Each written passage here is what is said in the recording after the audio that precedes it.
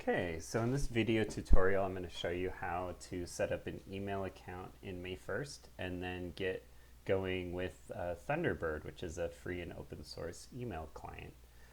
So the first thing you're going to do is go to the MayFirst control panel at members.mayfirst.org/cp, and then you will log in to your control panel.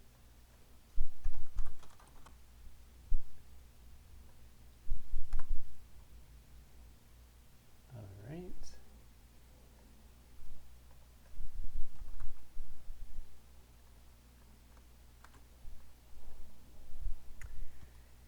And you'll go to the account that you want, and then here we can see email address. If you want to add a new account, you would do add an item, and you would give your account a name, and if you want it to be a proper full email account, then you would choose a user account that you want that associated with. So in our case, we only have one account and it's already associated with an email address. So if we wanted another account, then we would need to add a new user first, and then we could associate an email address with it. So since I've already done that though, I'll just show you how this is set up. So so we've got it set to info@southofsixth.org, and this is the user, South of Sixth. If you want to just create an email alias, you can do that too.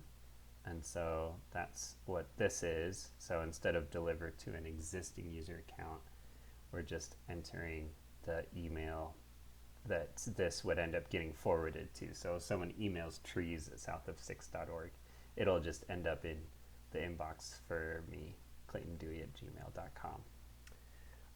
So the next thing is, if it is like a full email box, then the password is going to be the same as whatever it is for this user account. So that's how you add an email address.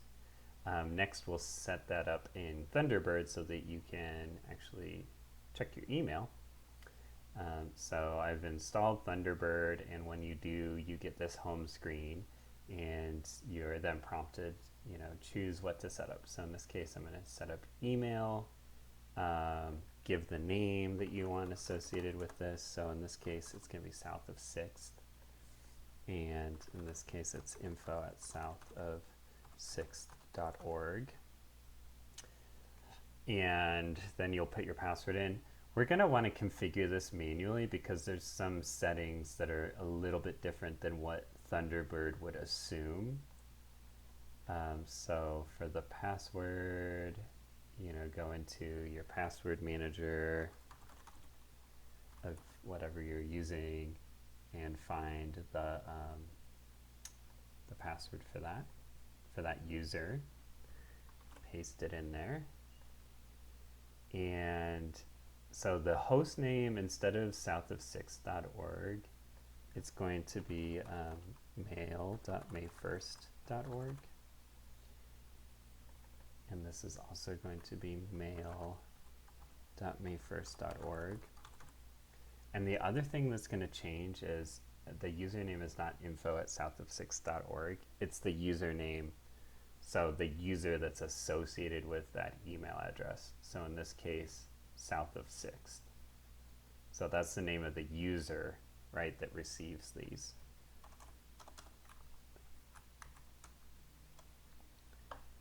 Okay, so then we can hit retest, and confirmation, the following settings were found by probing the given server. Great. So then we click done. Account has been created. We don't need to kind of connect this with a calendar for now. This is all kind of set up by default the way we want. So we're good to go. So we just click this finish button and here we are. And so now if I kind of come over here and I suppose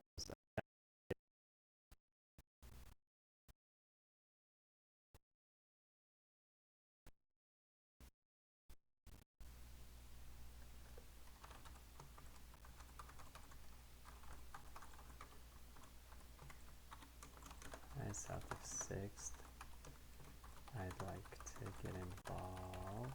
I live just down the street. Thanks. I'll send that and I will receive that email momentarily. So while we're waiting for that to come through, just a quick note. So Thunderbird is awesome. It's free and open source, like I said. So to keep the lights on and to pay all of the designers and developers who work on it, highly encourage you to donate to them. I donate to them on a yearly basis to kind of just think, okay, how much do I use this every day and how much value do I get out of it, and pay, I think I pay like $60 a year because I think like $5 a month feels like, the value that I'm getting from them. And voila, here's that message that we got. So hopefully that video tutorial is helpful. I love Thunderbird. They also just had a new rehaul, including of that whole account registration. So a lot easier than it used to be. Thanks for watching.